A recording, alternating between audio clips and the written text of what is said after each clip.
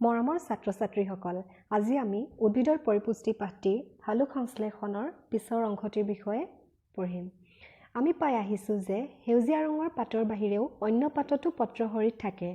পত্ৰহৰিত হৈছে পাতত থকা এবিধ কণিকা। কিছুমান পাতত সেউজীয়া ৰঞ্জক পদাৰ্থ কম পৰিমাণে থাকে আৰু ৰঙা, বাদামী বা অন্য ৰঞ্জক পদাৰ্থই সেউজীয়া ৰংটোক আৱৰি থাকে। এইবোৰ পাততো হালুক সংশ্লেষণ হয়। সেউজীয়া নহলেও অন্য ৰঙৰ পাততো হালুক সংশ্লেষণ হয়। তোমালোকে সকলোৱে পুখুৰী নিশ্চয় দেখিছা। পুখুৰী বা অন্য আবদ্ধ পানী বা জমা হৈ থকা পানী ওপৰৰ অংশটো প্ৰায় সেউজীয়া হৈ থকা দেখা যায়। আমি এখন সেউজীয়া ৰঙৰ আৱৰণ প্ৰায় দেখিবলৈ পাওঁ। এই আৱৰণখন কিয় সেউজীয়া হয় জানানে? কাৰণ ইয়াত শেলাই বা এলগি নামৰ এবিধ জীৱ থাকে। সিহঁতৰ দেহত পত্ৰহৰিত থাকে বাবে সিহঁত সেউজীয়া ৰঙৰ হয়। অন্য উদ্ভিদৰ দৰে শেলাইও হালুক সংশ্লেষণ পদ্ধতিৰ দ্বাৰা নিজৰ খাদ্য নিজে প্ৰস্তুত কৰি ল'ব পাৰে। আমি ইতিমধ্যে পাই আহিছোঁ যে হালুক সংশ্লেষণ প্ৰক্ৰিয়াৰ জৰিয়তে উদ্ভিদে কাৰ্বহাইড্ৰেট প্ৰস্তুত কৰে। এতিয়া আমি কাৰ্বহাইড্ৰেটৰ বাহিৰেও উদ্ভিদে সংশ্লেষণ কৰা অন্য খাদ্যৰ বিষয়ে পঢ়িম। তোমালোকে জানা যে কাৰ্বহাইড্ৰেটৰ দৰে প্ৰটিন আৰু চৰ্বি খাদ্যৰ উপাদান হয়। প্ৰটিনত নাইট্ৰজেন থাকে। উদ্ভিদসমূহক নাইট্ৰজেনৰ প্ৰয়োজন হয়। উদ্ভিদসমূহে ক'ৰ পৰা নাইট্ৰজেন আহৰণ কৰে আমি জানি লোৱা উচিত। আমি জানো যে বায়ুত কাৰ্বন ডাই অক্সাইড আৰু অক্সিজেন গেছ থাকে। কাৰ্বন ডাই অক্সাইড আৰু অক্সিজেন থকাৰ লগতে বায়ুত আৰু এবিধ গেছ থাকে যাক নাইট্ৰজেন বোলা হয়। উদ্ভিদক নাইট্ৰজেনৰ প্ৰয়োজন হয় আৰু বায়ুত নাইট্ৰজেন গেছ থাকে। এতিয়া উদ্ভিদে বায়ুৰ পৰা নাইট্ৰজেন পোনে পোনে ল'ব পাৰিবনে? নোৱাৰে। উদ্ভিদে এই নাইট্ৰজেন পোনে পোনে গ্ৰহণ কৰিব নোৱাৰে। তেনেহ'লে উদ্ভিদে নাইট্ৰজেন কেনেকৈ গ্ৰহণ কৰিব? মাটিত কিছুমান অণুজীৱ থাকে। অণুজীৱ মানে হৈছে বহুত সৰু জীৱ যিবোৰ আমি খালী চকুৰে দেখা নাপাওঁ। মাটিত এবিধ অণুজীৱ পোৱা যায় যাক আমি বেক্টেৰিয়া বুলি কওঁ। বেক্টেৰিয়ায়ে গেছীয় নাইট্ৰজেনক উদ্ভিদে ব্যৱহাৰ কৰিব পৰা এটা ৰূপলৈ লৈ যায় আৰু মাটিত এৰি দিয়ে। এই দ্ৰৱণীয় নাইট্ৰজেনক পানীৰে সৈতে উদ্ভিদে শোষণ কৰে। এনেধৰণে উদ্ভিদে মাটিত থকা নাইট্ৰজেন আহৰণ কৰে। এতিয়া আমি উদ্ভিদৰ অন্য ধৰণৰ পৰিপুষ্টিৰ পদ্ধতিৰ বিষয়ে পঢ়িম। তোমালোকে পাই আহিছা যে উদ্ভিদৰ পাতত পত্ৰহৰিত থাকে।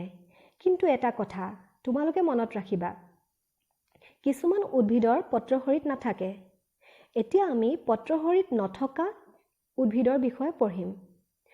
আমি পঢ়ি আহিছোঁ যে পত্ৰহৰিতৰ উপস্থিতিত উদ্ভিদে খাদ্য প্ৰস্তুত কৰে আৰু পৰিপুষ্টি লাভ কৰে। কিন্তু পত্ৰহৰিত নথকা উদ্ভিদে কেনেকৈ খাদ্য প্ৰস্তুত কৰিব আৰু পৰিপুষ্টি পাব? সিহঁতে কেনেকৈ জীয়াই থাকিব?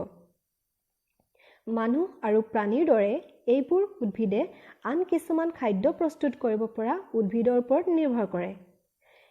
এনে এবিধ উদ্ভিদক মই তোমালোকৰ আগত এটি চিত্ৰৰ সহায়ত দেখুৱাম।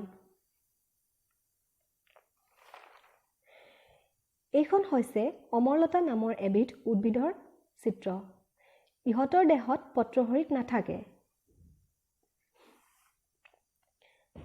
তোমালোকে দেখা পাইছা যে অমৰলতা জোপা এজোপা বেঙুনীয়া ৰঙৰ উদ্ভিদত বগাই গৈছে। অমৰলতাই যি জোপা উদ্ভিদত বগাই যায় সেই উদ্ভিদজোপাৰ পৰা খাদ্য শোষণ কৰে। যি জোপা উদ্ভিদত বগাই যায় তাক পোষক বা হোষ্ট বোলা হয়।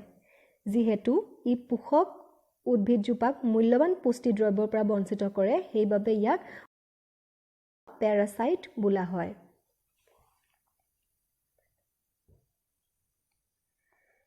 তোমালোকে বাৰু কেতিয়াবা উদ্ভিদে প্ৰাণী ভক্ষণ কৰা বা খাই পেলোৱা শুনিছানে? ভাবিলে আচৰিত লাগে নহয়নে? এইখন হৈছে তেনে এবিধ উদ্ভিদৰ ছবি যি আন প্ৰাণী ভক্ষণ কৰে। এইখন তোমালোকে দেখা পাইছা এখন চিত্ৰ য'ত এটা কলচী উদ্ভিদ দেখুওৱা হৈছে। কলচী বা কলহৰ নিচিনা এই উদ্ভিদজোপাৰ পাতৰ আগলি অংশ এখন ঢাকনিৰ নিচিনা। তোমালোকে চিত্ৰটোত নিশ্চয় দেখা পাইছা। এই ঢাকনিখনে কলহটোৰ মুখখন খোলা আৰু বন্ধ কৰিব পাৰে। কলহটোৰ ভিতৰত তলমুৱাকৈ কিছুমান হোং থাকে। যেতিয়া কোনো পোক-পতংগ কলহটোত পৰে তেতিয়া ঢাকনিখন বন্ধ হৈ যায় আৰু পতংগটোত হোংবোৰত সাঙুৰ খাই পৰে। কলহত থকা পাচক ৰসে পোক বা পতংগটোক হজম কৰে। এনেধৰণৰ পোক-পতংগ খোৱা উদ্ভিদক পতংগভোজী উদ্ভিদ বা ইনসেক্টিভোৰাছ প্লেণ্ট বোলা হয়। এইটো তোমালোকৰ পৰীক্ষাৰ বাবে খুবেই গুৰুত্বপূৰ্ণ।